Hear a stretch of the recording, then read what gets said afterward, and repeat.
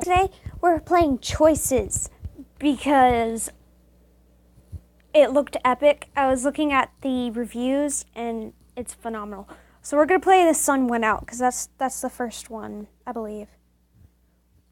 Oh my god, the loading. Wow. I will be trying every Saturday to test out a new app from the App Store, and hopefully it will be good. Oh, Tin Man Games! Awesome. It's supposed to be like a choice thriller, some type. I don't know. I just downloaded it and we'll jump right into it. There's a button, okay? Just press the button. Developed with the assistance of... Okay, so Australia's in this, okay. My goodness. I am under 13 or over. Well, yeah.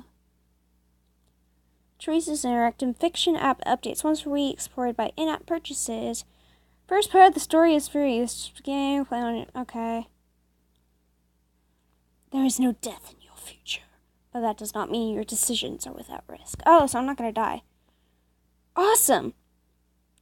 Choices. Day 95, and the orange ball of gas that sustained life on this planet for billions of years was still burning in the sky. The scientists were completely wrong. Thankfully. Something vibrated on my wrist. I raised my hand and studied the watch-like device. It was Monty Khan, or simply Monty, as they called him. Bro, we're looking at an Apple Watch. Hello, teacher! Hi, teacher. The temperature this afternoon is crisp, 30 degrees Fahrenheit. I do hope you're wearing your warm jacket. What the heck? What? Don't forget that you also need to pick up the travel documents from Miss Montague. She's expecting you at her home. We're going to Romeo and Juliet, guys. Stepping out of the train car, I adjusted my coat. Monty was right. I should have worn the one with the wool lining. Too late to worry about that now. Dolores Montague's house was not too far away from the train station. As my boots crushed through the snow, I felt Monty vibrating on my wrist. As ever, Monty's cheerful face greeted me. Face recognition, guys. Yes. You have just received a message from Professor Soul. He is insisting you see his latest breakthrough right away. Yay. We said we were going with Dolores, so let's chill with her. The professor will have to wait until later. Monty, we've got to get those tickets and my passport from Dolores. Yeah, that's kind of important. Would you like to know the location of Miss Montague's residence? No thanks, Monty. I got this. Okay, we know where this person lives. No problem, teacher. You know where I am. Hold up. She just winked at me. It talks back. It's Siri, guys. I remember her address. 1204 South Street. Not too far away. Before I knew it, I was knocking on her front door. It's about time you turned up. The door was opened by Dolores, a tall woman with olive skin and shoulder-length dark hair. The dim light made her features difficult to make out, and her body language suggested she was a little tired. I came as soon as I could. Anything wrong? Let's be nice. Anything wrong? Nothing. Thanks for your concern, though. You don't need to worry about me. I've known Dolores long enough to realize that she wouldn't let you know how she was feeling, even if there was an issue. Everything went off without a hitch.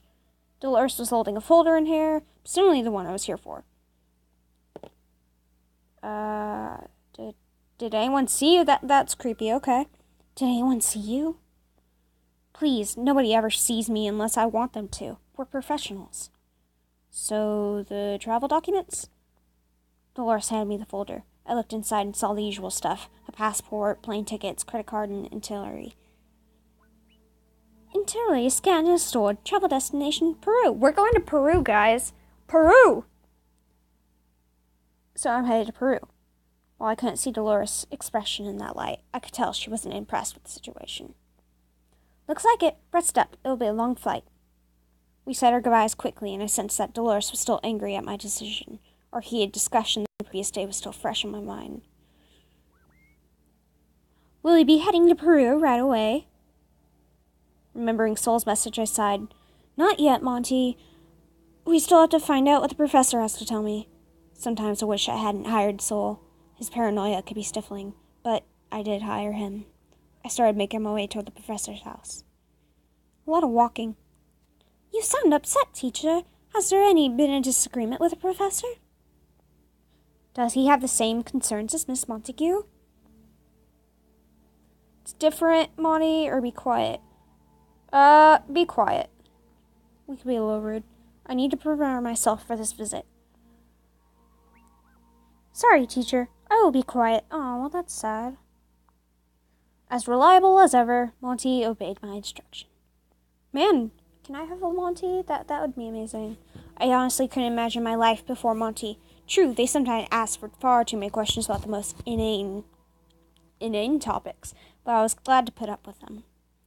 While we were going through the city, my thoughts were interrupted by an elderly man standing in the middle of the plaza, sandwiched by large cardwork signs. Frozen hell is coming for everyone. Well, that's nice. I should be used to those by now. These doomsday signs started 3 months ago after the temporary sun outage incident. Well, we have that in New York, so, we're not that far. Is frozen hell coming for me too, teacher?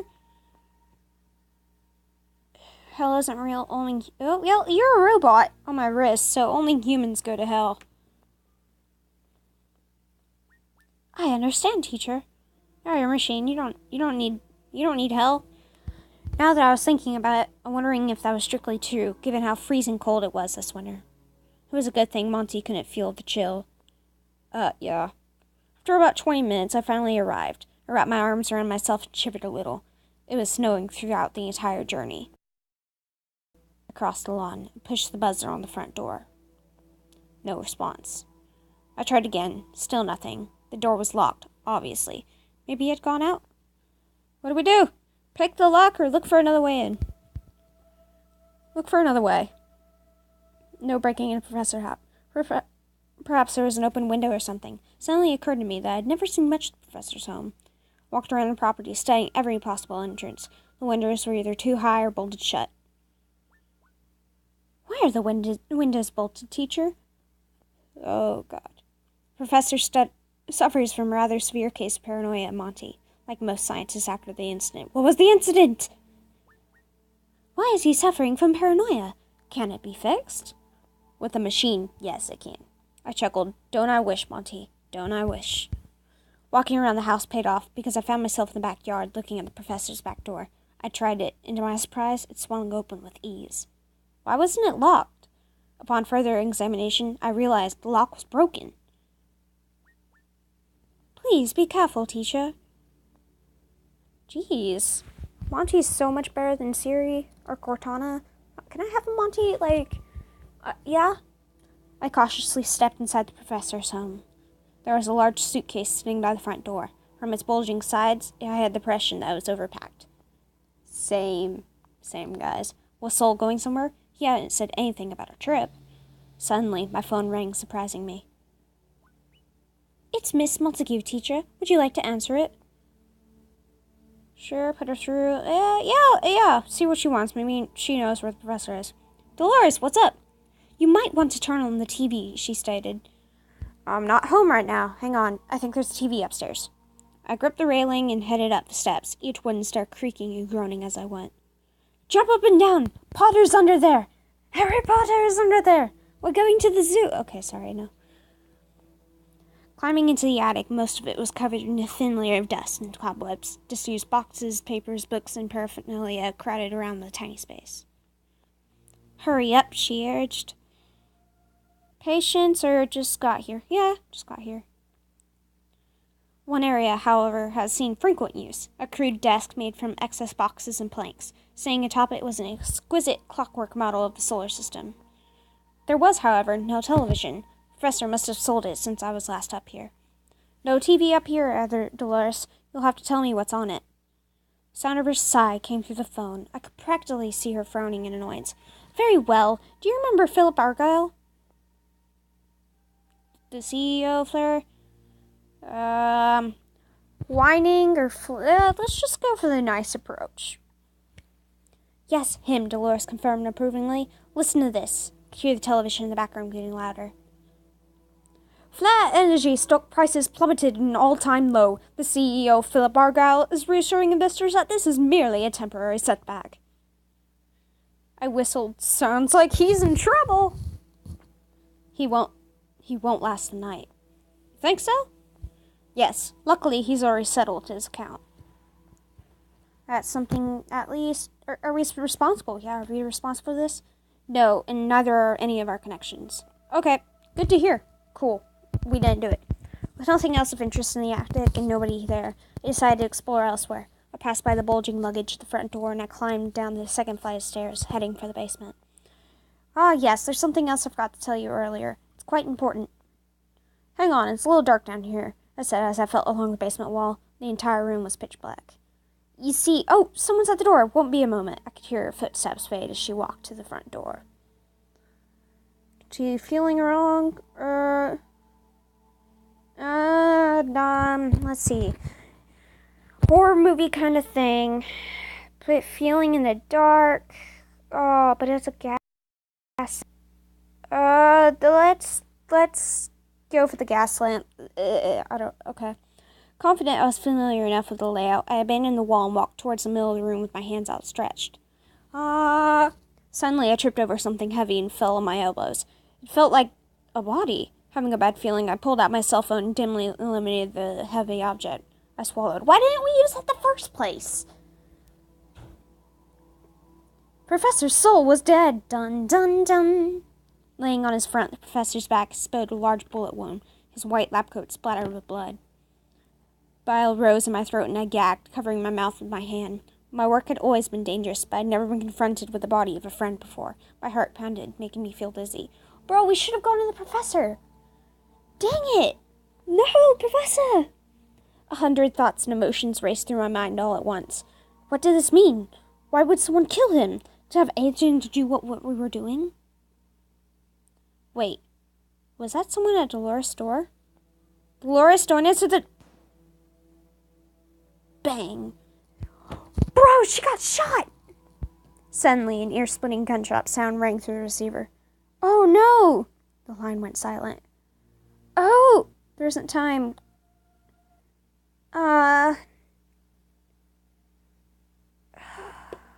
Man, well, we're doing the secret business, so what are we going to tell them about that? So let's just stay on the line. We don't need the cops. Silence. I had to reach Dolores. I scrambled to my feet and bounded up the stairs, keeping the phone glued to my ear, hoping that Dolores would speak again. Teacher, this is most alarming. I'm concerned for Miss Montague's future. Me too, Monty. I pulled open the front door and felt a cold blast of air hit me in my face. It had begun to snow again.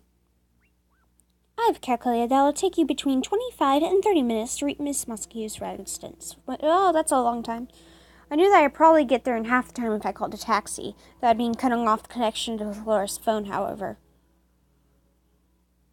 No, go by foot. We have to make sure everything's okay. Dolores! I tried again, hoping she'd answer this time. The unforgiving snow was making it difficult for me to sprint.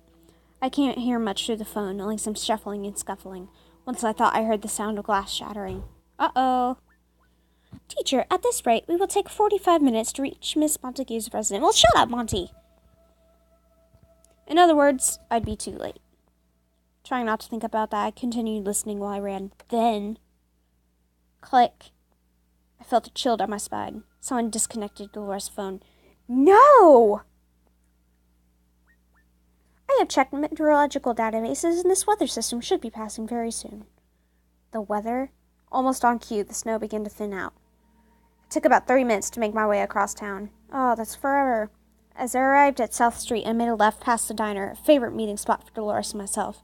In the distance, I could see the red and blue flashing lights of police cars parked ahead. I quickened my face. Was she even still alive? Oh no.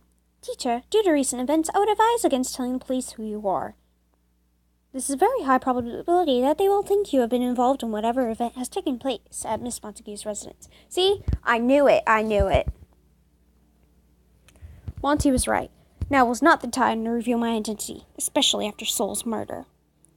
Something was afoot, and it was too much of a coincidence to have both events happen in the same afternoon. I needed to find out more before revealing my hand. Still, speaking to an officer was the best way to find out what had happened to Dolores. Was it worth the risk, or was there something else I could do? Oh. Well, we have to,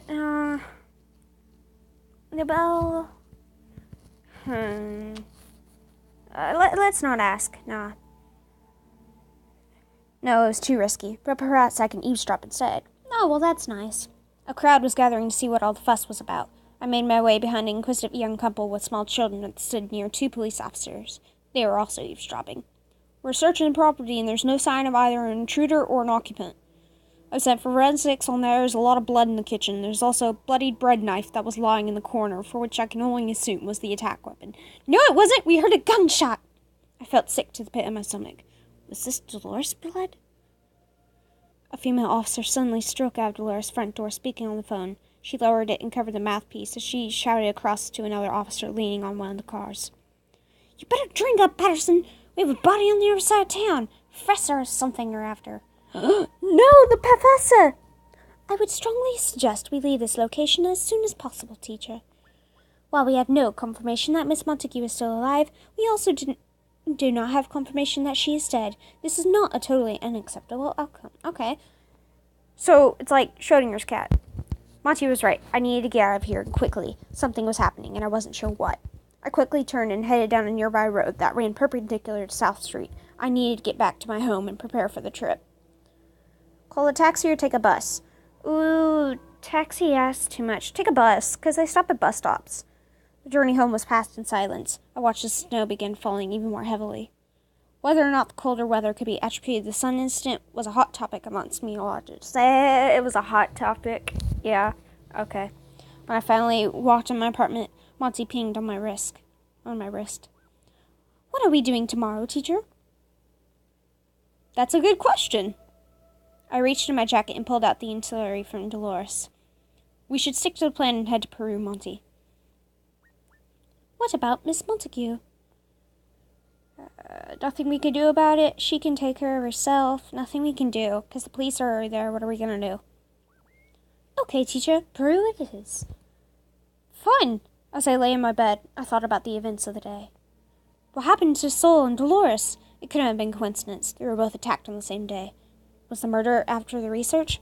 Or something else? I felt fatigue taking over my body, my mind sinking slowly into slumber, stealing a moment of peace. Arc 1 completed! You and 24% of players will be flying to Peru in the morning. Yes! Woo! Well, thank you guys so much for watching. If you like this, please like, comment, share, do anything, because this actually is pretty fun. And we can begin Arc 2 when we have the chance. Thank you guys for having fun and coming to see me, and I will see y'all next video. Goodbye!